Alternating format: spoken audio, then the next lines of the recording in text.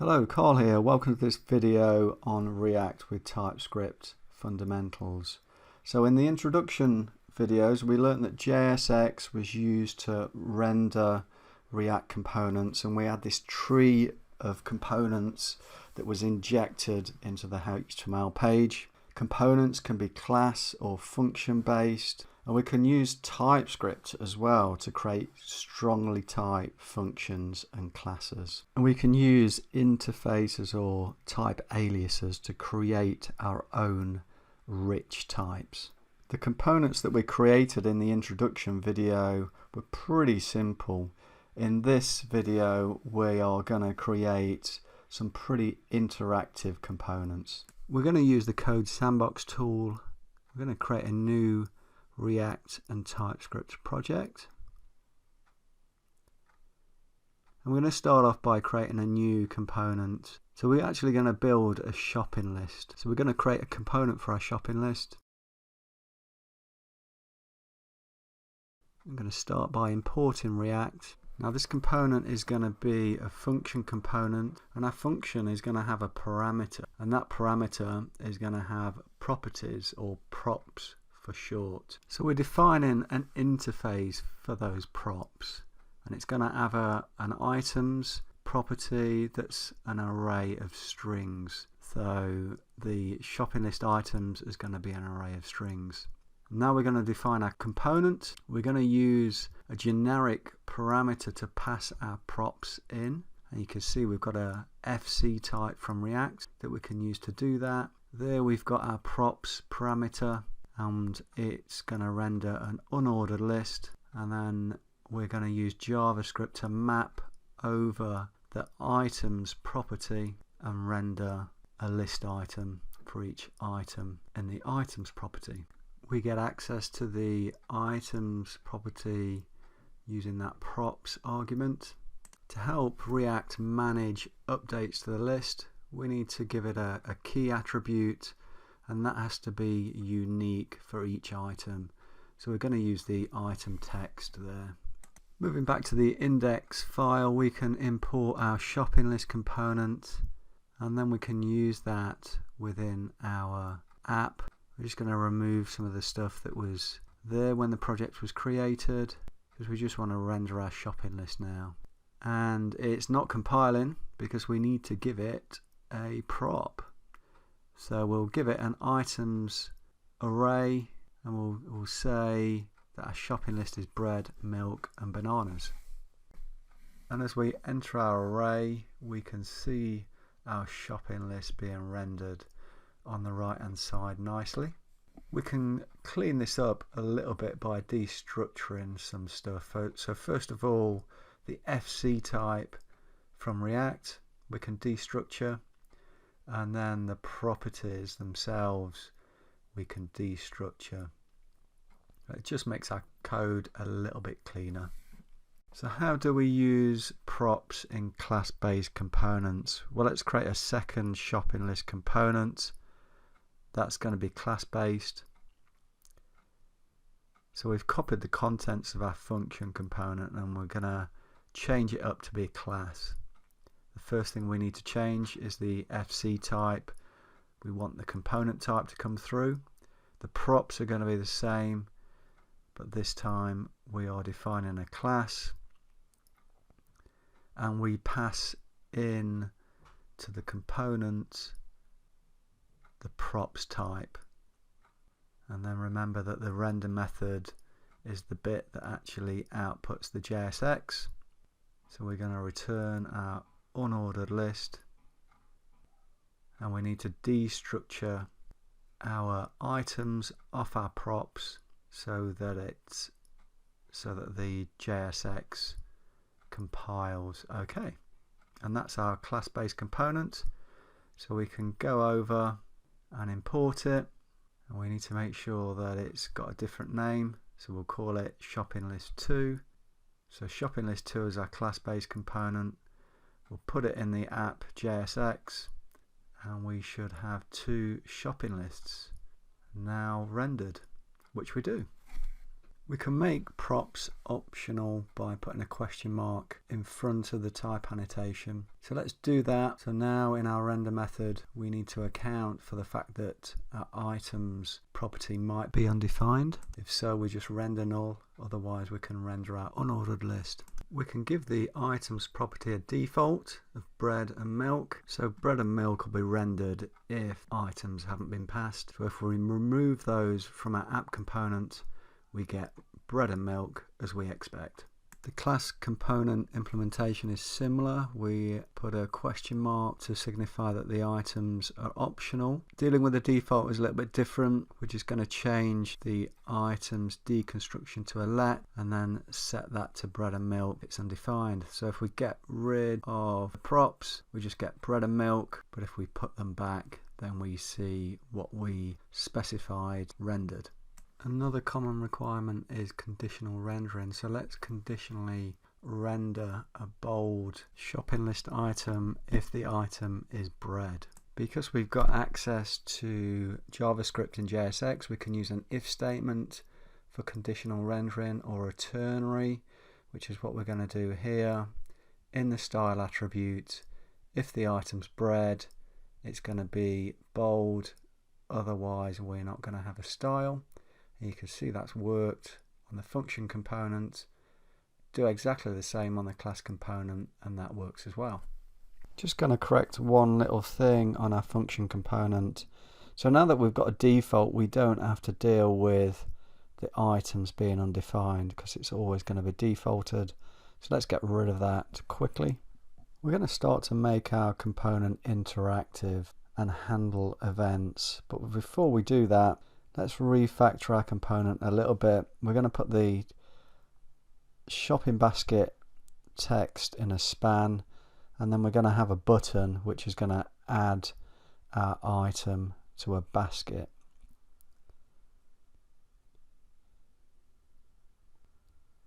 We're going to do exactly the same in our class component. So we'll take a copy of that, put it in our class component, and remove that style on the list item. So we're now ready to handle an event. We use props to handle events in React. The prop name is on, followed by the native event name. So on click if we want to handle a click, and then it's the function that's going to handle it. So we're going to use a lambda function here, and we're going to just log the item out to the console. So if we open up the console and click some of the list items, we see them output. And exactly the same in the class component. So if we copy that and paste that lambda function in, our class component is starting to be interactive as well. To make the component fully interactive, we want to put a line through each item when the add button's been clicked, and we also want to remove the add button on an item if it's already been clicked as well. We need a variable in the component that indicates when the add button has been clicked, but we also want the component to be re-rendered as well when that button's clicked. So we can use what's called state to give us that behavior. Let's move to the function component and implement this. We're first going to change the return statement to an explicit return. Now we can create some state, and we do that using the use state hook. So we're going to destructure the state and the state setter for a start, and then we're going to use that use state hook. Then we can pass in this type of the state, which is an array of string, and the initial state value is going to be an empty array. To make the project compile again, we need to bring that use state hook in from React. We're going to be doing some work on the shopping list item, so we're going to change that to an explicit return.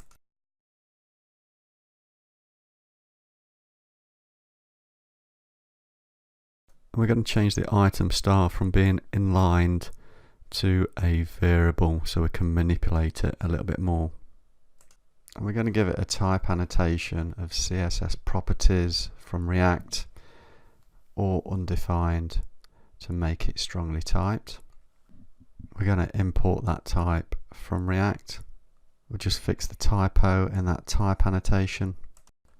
We'll default the style to undefined and have an if statement for if the item is bread, then make the style bold. We can now use our variable on the span and everything compiles again. We're going to create a second if statement for if the item is in the basket. We want to set the text decoration property to line through on the style. We need to deal with the case if the style was undefined or whether it already had a bold value because it was bread. Let's just correct that strike through to line through and everything should compile again. We can set our basket state when the button is clicked now, so let's replace that console log with a set basket call, and we can concatenate the item to our basket to get the new state. Now if we give it a try by clicking the buttons, we'll see the items are crossed out. Our final task then is to remove the add button if we've clicked it. We can do that with a short circuit operator, checking that the item isn't in the basket, and if that's the case, then rendering the button. We just need to close the curly bracket right at the end and our project should compile again. So if we give this a try by clicking the buttons, the items are crossed out and the buttons disappear as we want. We're going to implement the same in the class component, but before we do that we're going to extract the item style into a function so that we can share it. So let's extract that into a separate file. So we're going to copy the code, put it in a new function,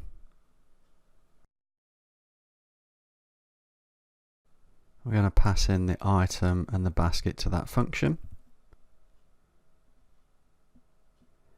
and we're going to import the CSS properties React type.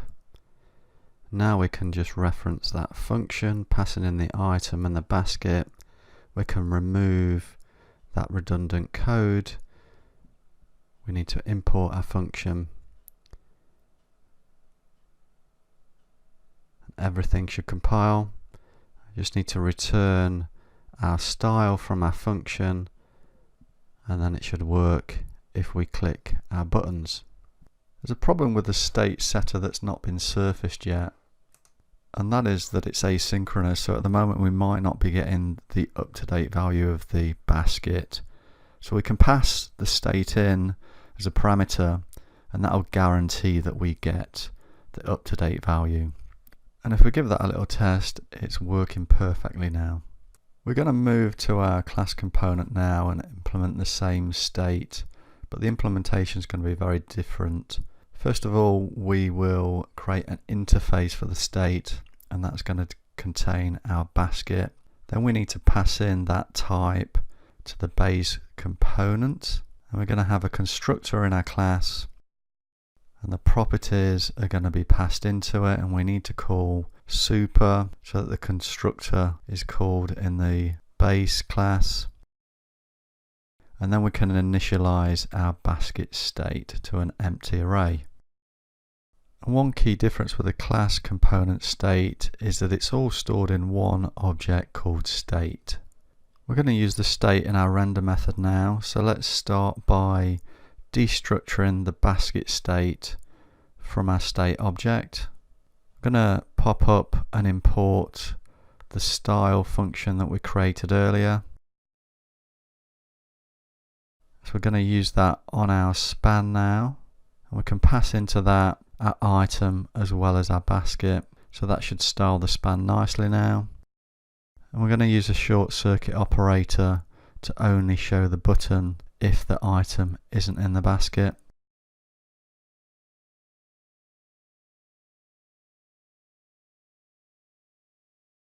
And then we're going to set the state when the button is clicked. We use the set state function within the class to do that. And as a parameter we get the current state, so we're going to use that. And then we can concatenate the item onto the current state.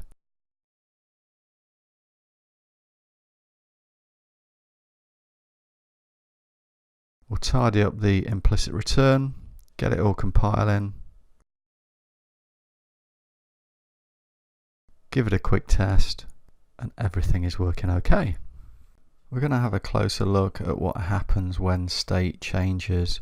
So we'll go back to our function component and we're just going to log the word render out when our component renders. You can see that it's rendered there, but if we click the buttons we get another render. So every time the state changes, the component re-renders. In order to show that we do need state for our basket, we're going to comment that state out and just create a normal variable for our basket. So it's an array of strings and it's going to start out as an empty array. We're going to create a setter function as well.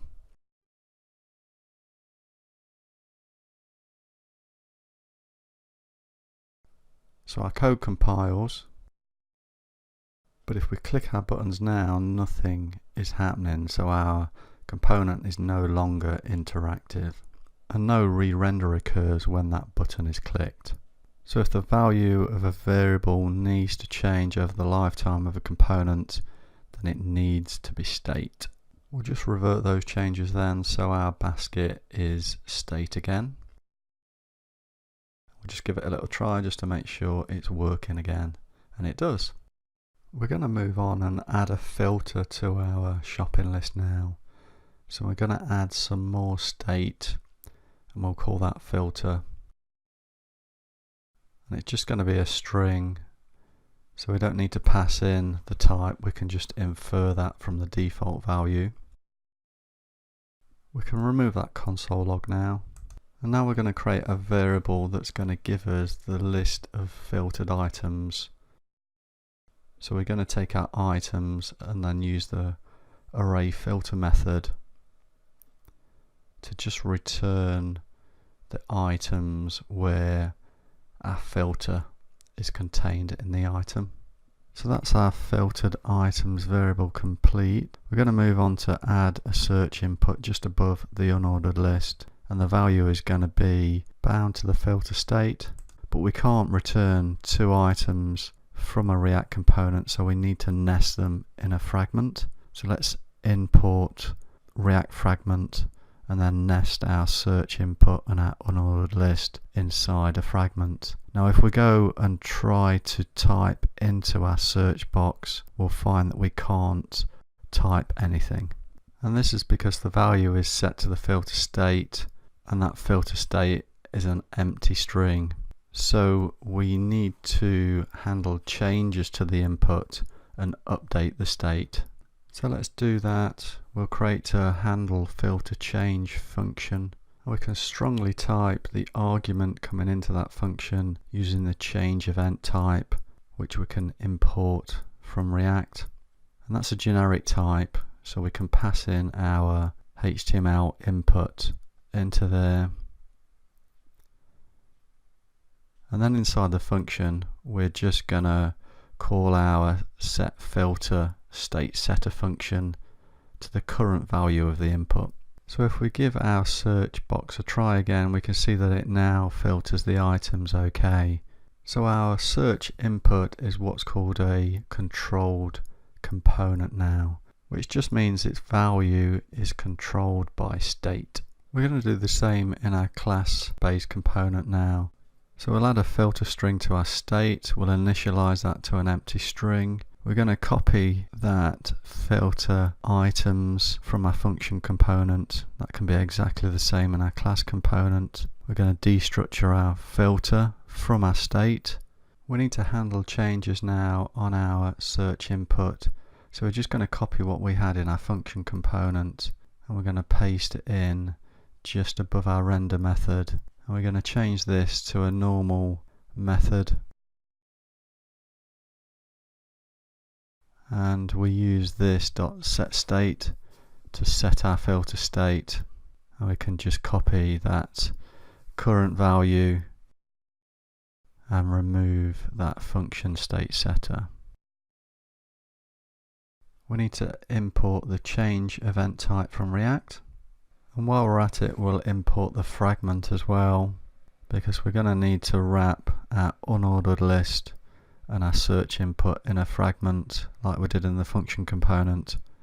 So let's add that input element, bind in the value to our filter state, and the onChangeProp to our handle filter change handler.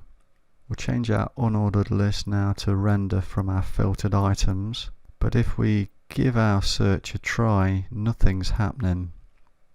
So let's add a debugger statement in our handler to try to understand what's going wrong. And we can see that this is undefined. So we've got the classic this problem. So if we change our handler to be an arrow function, then the value of this should be our class instance, which is what we want. Get rid of the debugger statement. We'll try it again and we'll see that our list filters as we expect. So our class component is getting quite lengthy now, just over 60 lines long. Compare that to the function component, which is just over 40 lines long. So perhaps we can see why there's a trend towards those function components. We're going to turn our attention to class lifecycle methods now, and there are a number of those. And these are methods that are invoked at various points in the component lifecycle. So here are the main ones. We've got component did mount that invokes when the component's loaded into the DOM. Component did update invokes when the component's updated, and component will unmount is invoked just before the component's removed from the DOM. Let's have a play with these. We'll implement these in our class component. Starting with component did mount, we're just going to output the method name to our console. We'll do the same for the other methods. We immediately get component did mount output to the console. So if we interact with the app by clicking the buttons, we can see that component did update gets output to the console as well. Of course, component will unmount hasn't got output because our component is always there. It's not removed from the DOM in this app. We're going to look at the component did mount method in a little bit more detail and how we can use that to fetch data from a REST API. So we're going to create a new project. We're going to eventually fetch some data from this JSON placeholder API, which gives us a list of to-dos. We'll start the implementation by creating a new file for a to-do list component. And then we're going to import React and then the component type from React. We're going to create some state for the titles in the to-do list because that's what we're going to render. And then we'll start to create our class component. And we'll pass in an empty type for the props because there are no props. And we can pass in our state type as well. Moving on to the constructor. Again, the props type is empty. We're going to call super so that the base class constructor is called. And we are going to initialize our title state to an empty array. We're going to fetch the data in the component did mount method. We've marked it as asynchronous because the fetch is an asynchronous function. So we're going to fetch the data from that API to get the response. Then we're going to get the body as well, which is an asynchronous function. So we await that as well. And then we're going to map the body to a titles array using the map method. And we're just going to pick out the title property in that data that's coming back. So we'll return the item title, which will give us an array of all the titles. And then we can simply set that in our state. Moving on to the render method. We're going to render an unordered list. So we're going to loop through the titles in our state. And we're going to output the title in a list item. And not forgetting to use the key prop so that React can manage updates to the list effectively. So let's move to our root component now, and we'll import our to-do list component. We're going to get rid of what our app component was rendering, and we'll render our to-do list instead. And we can see that we're getting our list of data coming through straight away. We're going to dive into this a little bit more. We're going to add a button that removes our to-do list component, and we're going to see what happens when we click that button before we've returned our data. So we've started by importing the useState hook and fragment from React. We'll start by creating some state that determines whether our to-do list is shown or not, and we'll default that to true. We can now put our to-do list in a fragment, and then above our to-do list we can add a button that will remove our to-do list. And it does that by setting the to-do shown state to false. So if we have a short circuit operator around the to-do list now, we can click our button and that will remove our to-do list. We're going to simulate a slow data request by adding a delay just before the state has been set. So we'll wait 2 seconds and then we'll set the state.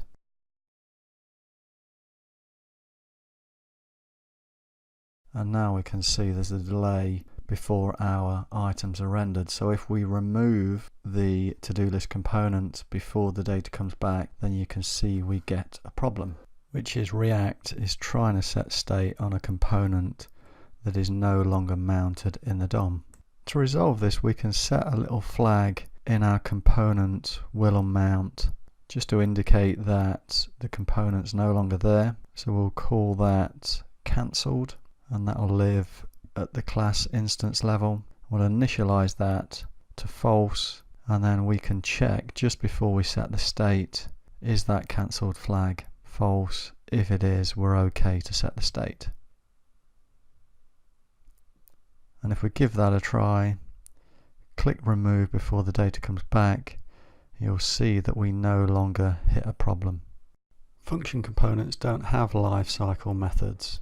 Instead, we can use a useEffect hook to do most of the things that we can do in class components with lifecycle methods. This includes executing logic when the component's been mounted, unmounted, and when things change within the component. So we've already started to create a functional version of our to-do list component. We're importing useState and useEffect from React. We're going to call our component to-do list 2. It's going to have no properties, and we're going to start by defining some state for the titles, and like the class component, this is going to be an array of strings.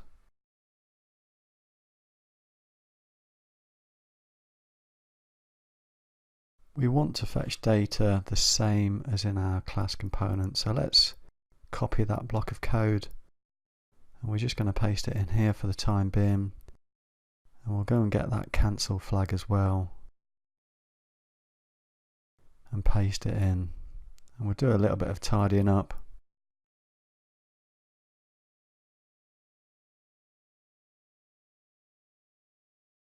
But we want to fetch the data when the component's mounted, so we can use useEffect to do that. And the first parameter in useEffect is a function that's going to do some work. So we're going to put our data fetching code as the first argument.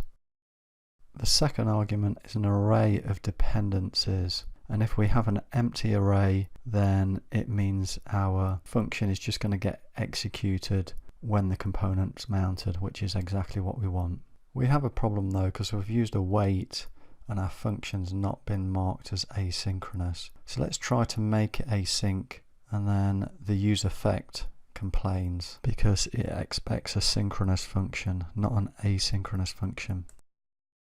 We can work around this though by creating a nested asynchronous arrow function. So let's do that. We'll create an arrow function called getData, and we'll pop all of our code into there, and then we can just call that function within our use effect.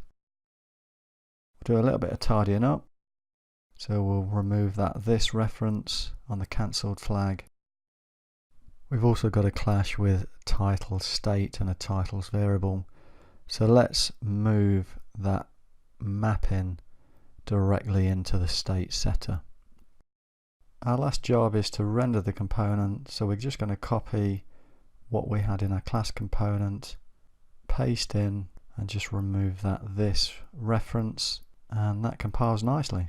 So let's add this to our root then. So we're just going to import our to-do list 2, and we're going to add it next to our class-based to-do list. We need to wrap it in a fragment, and we just noticed that our to-do list 2 was at the wrong level, so let's move it up, and it's all compiling okay now.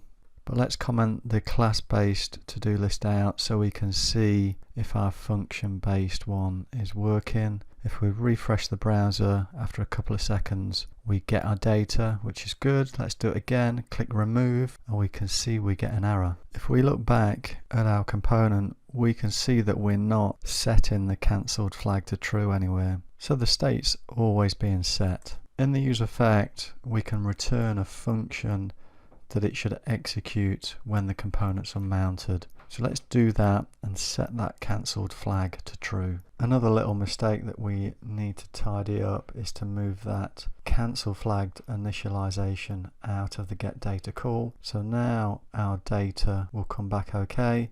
If we refresh the browser and click remove, we get no errors.